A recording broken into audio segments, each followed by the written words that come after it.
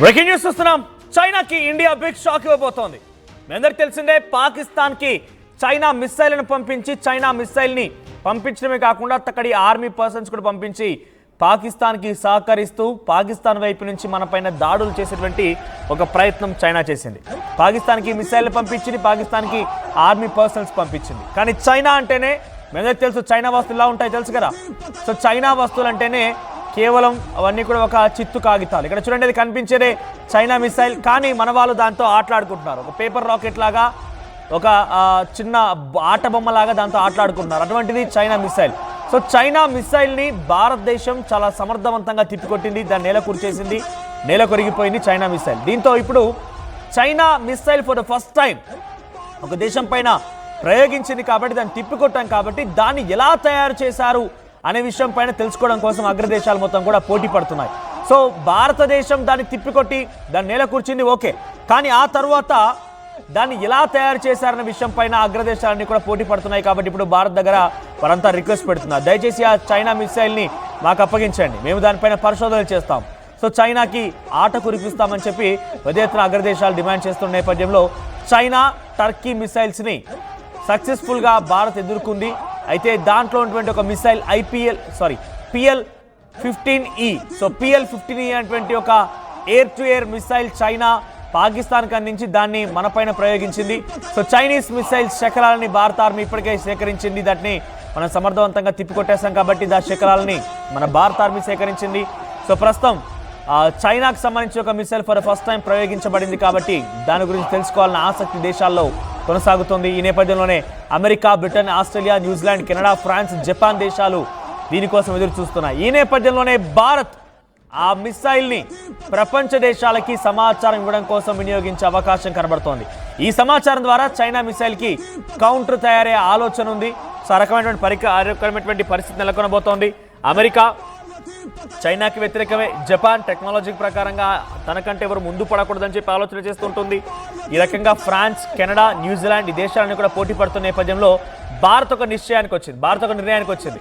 So మన దగ్గర పాకిస్తాన్ ప్రయోగించింది ఆ మిసైల్ని. సో చైనాకు మనకి ఎటువంటి విభేదాలు లేవు, డైరెక్ట్గా మనం ఎప్పుడు వారిలోకి చూసుకుందాం అనే రకంగా ఎప్పుడు కూడా యుద్ధానికి దిగిన సందర్భాలు లేవు. కానీ పాకిస్తాన్ మన పైన ప్రయోగించినది చైనా నుంచి కొనుక్కున్నారా, చైనా నుంచి అప్పుకు తీసుకొచ్చుకున్నారా, చైనా నుంచి వాళ్ళు ఏ రకమైన ఒప్పందంతో తీసుకొచ్చుకున్నా ఎవరికి తెలియదు. కానీ చైనా నుంచి మన పైన మిసైల్ పడింది కాబట్టి చైనా నుంచి మిసైల్ని పరిశోధన కోసం మన వాళ్ళు వాడుతూనే ఇతర దేశాలు, అదేది అమెరికా, తర్వాత ఫ్రాన్స్, ఆస్ట్రేలియా, బ్రిటన్, కెనడా ఈ దేశాలకి ఆ మిసైల్ సంబంధించిన సమాచారం అందించడం కోసం ఇండియా నిర్ణయం తీసుకున్నట్టు తెలుస్తుంది. ఈ దెబ్బతో చైనాకు తలదన్నే మిసైల్ తయారు కాబోతున్నాయి. నాకు తెలిసి చైనా పాకిస్తాన్కి ఇచ్చింది కేవలం ఒక చిన్న తుస్ బాంబు లాంటిది. మనం ఏం చెప్తుంటాం అంటే, మన దగ్గర చిన్న దీపావళి బాంబులు ఉంటాయి చూసారా, అంతకంటే చిన్నది ఇది. ఇది ఎక్కడ కూడా ఉపయోగపడింది లేదు. అక్కడ పడిపోగానే అలా నేల కొరిగిపోయింది, కుప్పంగులిపోయింది. అంతేగాని అంతకు మించి అంతకు ఎటువంటి ప్రభావం చూపించలేదు. సో చైనా కూడా డైరెక్ట్గా ఇటువంటిది ఏదో జరుగుతుందని ముందుగానే పసిగట్టి పాకిస్తాన్ తన దగ్గర హై ఎండ్ మిసైల్స్ ఇవ్వలేదు. కేవలం ఒక చిన్న బాంబులు లాంటి మిసైల్లే ఇచ్చారు తప్ప హై ఎండ్ మిసైల్స్ని పాకిస్తాన్కి చైనా పంపించలేదు. ఇటువంటిది జరుగుతుందని ముందుగానే చైనా పసిగట్టింది. కానీ ఏదేమైనా కూడా చైనా మిసైల్ని పరిశోధన నిమిత్తం భారత్ వినియోగిస్తూనే ప్రపంచ దేశాలకు కూడా దీన్ని ఇవ్వాలని చెప్పి నిర్ణయించినట్టు తెలుస్తోంది. దీని ప్రభావం చైనా పైన చాలా తీవ్రంగా పడే అవకాశం ఉంది. దాని తలదనేటువంటి కౌంటర్ మిసైల్స్ కూడా తయారయ్యే అవకాశం ఉంది. దీనికి సంబంధించి మరిన్ని అప్డేట్స్ మా ప్రతినిధి రామ్దాస్ అందిస్తారు. రామ్దాస్, సో చైనా మిసైల్ని పరిశోధన నిమిత్తం ప్రపంచ దేశాలకి భారత్ ఇవ్వడం కోసం నిర్ణయం తీసుకుంది. సో ఈ రకమైన నిర్ణయం ఎలా చూడాలి? ఎందుకంటే డైరెక్ట్గా మనకు చైనాతో విభేదాలు ఏమి లేవు, కానీ పాకిస్తాన్ ప్రయోగించింది కాబట్టి ఆ మిసైల్ యొక్క రహస్యాన్ని ఛేదించి ఇతర దేశాలకు కూడా ఇవ్వాల ఆలోచన. ఎలా చూడాలి దీన్ని? ఇప్పుడు ఈ పాకిస్తాన్ ప్రయోగించిన చైనాకు చెందిన PL-15E క్షిపణి ఏదైతే ఉందో అది ఉల్కాపాతంతో పోలుస్తారు. జనరల్ గా అత్యంత వేగం, ఉల్కాపాతం ఏ రకంగా ఆకాశం నుంచి భూమిపైకి విసిరివేయబడుతుందో అత్యంత వేగంగా, అంతే వేగంతో ఇది ప్రయాణించగలుగుతుందని దీనికి పేరుంది. కానీ ఇప్పుడు భారతదేశం ప్రపంచ రక్షణ వర్గాలను దిగ్భ్రాంతికి గురి చేస్తూ PL-15Eని పూర్తిగా డిస్ట్రాయ్ చేయగలిగింది, దాన్ని మట్టి కనిపించింది. ఇప్పుడు ఇదే ప్రపంచ దేశాలను ఆశ్చర్యాలకు గురి చేస్తుంది. అసలు చైనా తయారీ PL-15Eని మట్టి కనిపించడం అంటే మామూలు విషయం కాదు. ముఖ్యంగా మనకు మే 9న పంజాబ్లోని హోషియార్పూర్లో ఈ శకలాలు స్వాధీనం చేసుకున్నారు PL-15E. హోషియార్పూర్ లో మన పైకి ఆ డ్రోన్లు ఈ మిసైల్స్ దాడి చేసినప్పుడు అక్కడ దొరికింది ఈ PL-15E. మీకు తెలిసే ఉంటుంది కొన్ని విజువల్స్ మనం దాన్ని ఇలా అటు ఇటు దొర్లిస్తూ కొంతమంది పరిశీలిస్తున్నారు. అదే ఈ PL-15E. సో అది ఎయిర్ టు ఎయిర్ క్షిప్ అని దానికి సంబంధించిన శిథిలాలను ఇప్పుడు బహిరంగంగా భారత వైమానిక దళం ప్రదర్శించిన కొద్ది రోజుల తర్వాత ఇప్పుడు చాలా దేశాలు ఆసక్తి చూపుతున్నాయి. ముఖ్యంగా 5 ఐస్ కంట్రీస్ అంటారు. అలాగే ఫ్రాన్స్, జపాన్ సహా అనేక దేశాలు ప్రస్తుతం ఈ క్షిపణి భాగాలను పరిశీలన కోసం, పరీక్ష కోసం తమకు యాక్సెస్ ఇవ్వమంటూ ఇంట్రెస్ట్ చూపుతున్న పరిస్థితి కనబడుతోంది. సో భారతదేశము ప్రస్తుతం ఈ PL-15E క్షిపణితో సహా అధునాతన చైనా ఆయుధాలను ధ్వంసం చేసింది. పాకిస్తాన్ వాటిని ఉపయోగించిందంటూ మన ఎయిర్ మార్షల్ AK భర్తీ ఇప్పటికే ధృవీకరించారు. సో ఆపరేషన్ సింధూర్ ప్రారంభించిన తర్వాత రెండు దేశాల మధ్య 4 రోజుల పాటు వైమానిక ఘర్షణలో సో ఇది ఈ పాకిస్తాన్ చెందిన JF-17 ఫైటర్ జెట్ నుంచి క్షిపణి ప్రయోగించారు. కానీ భారతదేశ ఎలక్ట్రానిక్ వార్ఫేర్ యూనిట్లు దాన్ని గాల్లోనే న్యూట్రలైజ్ చేసినాయి. ఈ విజయవంతమైన అడ్డగింపు అది. ఆ రోజు యుద్ధంలో PL-15Eని ఓడిపోయిన మొదటి రికార్డ్ అది నిజంగా. ఎందుకంటే మనం రష్యాలో తయారు చేసిన S-400 అలాగే స్వదేశీ రూపొందించినటువంటి DRDO రూపొందించినటువంటి ఆకాశ్ సిస్టమ్ తో మనం ఒక బలమైన ఇంటిగ్రేటెడ్ ఒక వైమానిక రక్షణ వ్యవస్థను మనం తయారు చేసుకున్నాం. సో మనకు వచ్చేటువంటి బెదిరింపులన్నీ కూడా అవి ముందుగానే పసిగట్టి ముందుగానే విజయవంతంగా అడ్డుకుంటున్నాయి. అయితే ఇక్కడ చెప్పుకోదగ్గ విషయం ఏంటంటే భారతదేశం చేతిలో PL-15E క్షిపణి ఓటమి అయితే ఇప్పుడు ప్రపంచ రక్షణ వర్గాలను షాక్ గురి చేస్తుంది. ఎందుకంటే నేను మీకు ఇందాకే చెప్పాను, ఈ 5 ఐస్ దేశాలు ఏవైతే ఉన్నాయో United states, United Kingdom, Australia, Canada, New Zealand, వీటిని 5 ఐస్ అలయన్స్ అంటారు. ఇవన్నీ కూడా నిఘా అలాగే ఎలక్ట్రానిక్ ముప్పు అంచనాలపై సహకరించే ఒక భాగస్వామ్య నెట్వర్క్ అది. సో ఇప్పుడు ఈ PL-15E ముఖ్యంగా చైనా మేడ్ PL-15E అంటే ఏంది?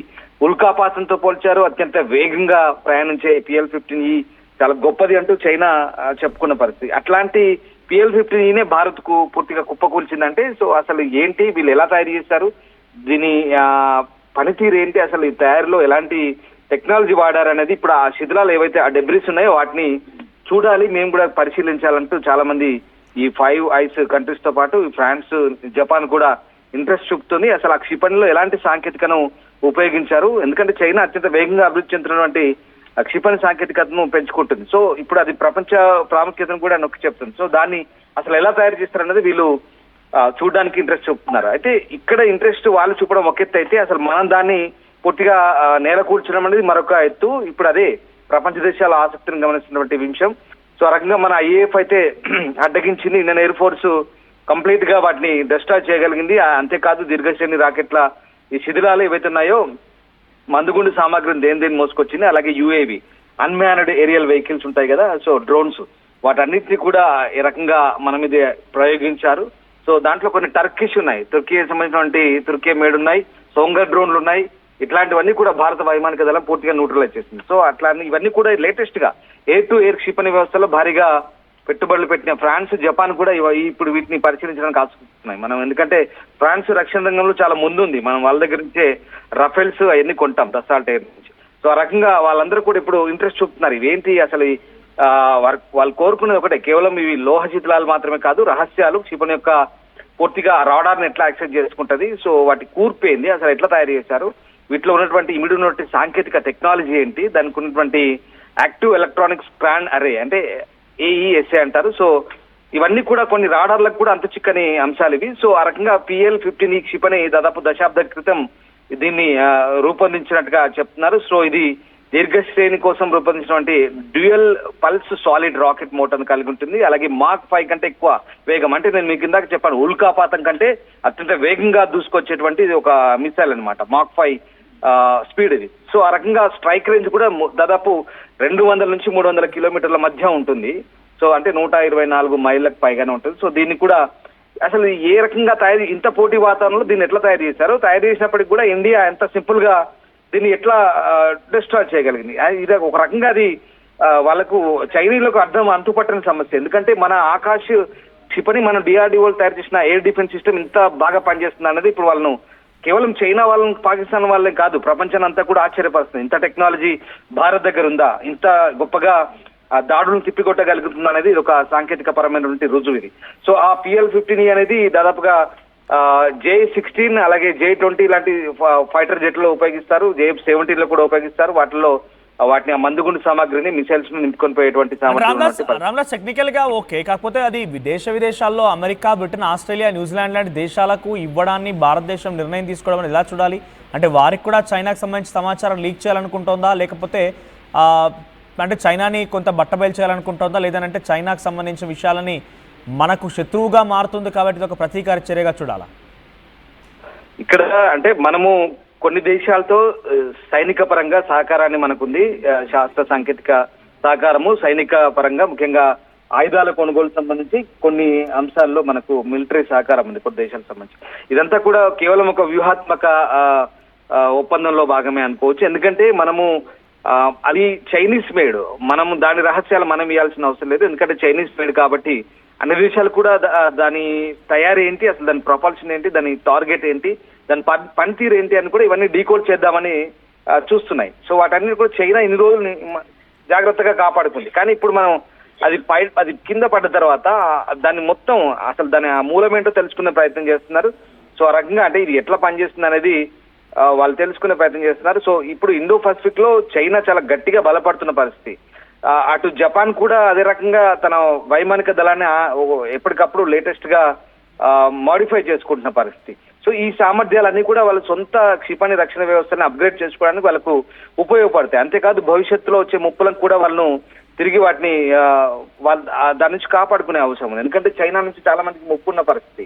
అటు చాలా దేశాలకి ఇప్పుడు దక్షిణాసియాలో గట్టిగా బలపడుతున్న చైనాని ఎదుర్కోవాలంటే ఇవన్నీ కంపల్సరీ. కాబట్టి ఈ రకంగా దాని విషయం ఏంటో తెలుసుకోవడానికి పూర్తి స్థాయిలో ఆ నెట్వర్క్ సంబంధించి కంప్లీట్ గా చైనా ఇప్పటిదాకా రూపొందించినట్టే ఆ నావిగేషన్ ఏంటి, ఆ నెట్వర్క్ ఏంటి, వైమానిక ఆధిపత్యం కోసం పోటీ పెరుగుతున్న ఈ పరిస్థితుల్లో మరి అంతా కూడా కొత్త ఆధునిక యుగంలోకి ప్రవేశిస్తున్నారు. ఖచ్చితంగా అందరూ తెలుసుకునే ప్రయత్నం చేస్తున్నారు. సో అందులో భాగంగానే ఇప్పుడు ఏం లేదు, ఒకప్పుడు సాంప్రదాయ యుద్ధాలు కావు. అప్పట్లో ఆర్టిలరీ గన్లు పెట్టుకొని పెద్ద పెద్ద ఫిరంగులు పెట్టుకొని భూములు దాటుతూ బంకర్లు తోడుకుంటూ అందులో దాక్కుంటూ వచ్చి మందుగుండేస్తూ ఎక్కడికక్కడ మట్టి కరిపించే తరహా యుద్ధాలు కావు ఇవి.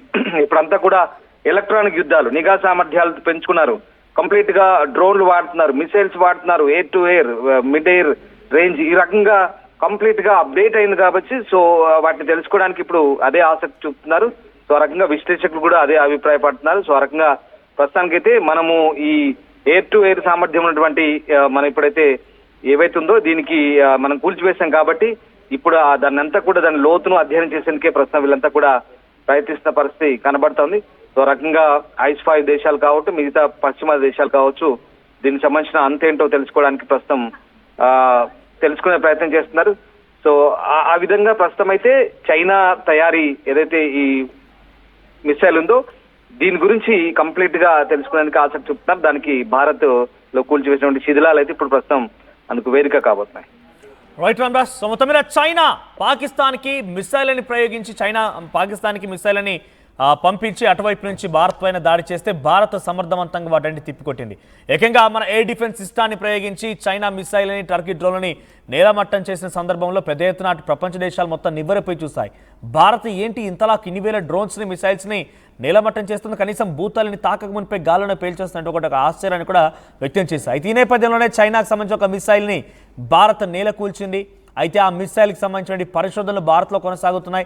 దీంతో పాటుగా ప్రపంచ దేశాలకి America, Britain, Australia, New Zealand, Canada, France లాంటి, జపాన్ లాంటి దేశాలకు కూడా ఇప్పుడు చైనాకు సంబంధించిన మిసైల్ ఇష్యూస్ని, మిసైల్కి సంబంధించిన ఆ సీక్రెట్స్ని భారత్ ఇవ్వబోతోంది. భారత్ నుంచి వాటిని సేకరించడం కోసం వాళ్ళంతా కూడా ఆసక్తి చూపుతున్నారు. ఎందుకంటే చైనా ఫర్ ఫస్ట్ టైం మొట్టమొదటిసారిగా ఒక మిసైల్ని ప్రయోగించింది. అయితే దీంతో చైనాకి కౌంటర్ మిసైల్ని తయారు చేసే పనిలో విదేశాలు ఉండే అవకాశం ఉంటుంది.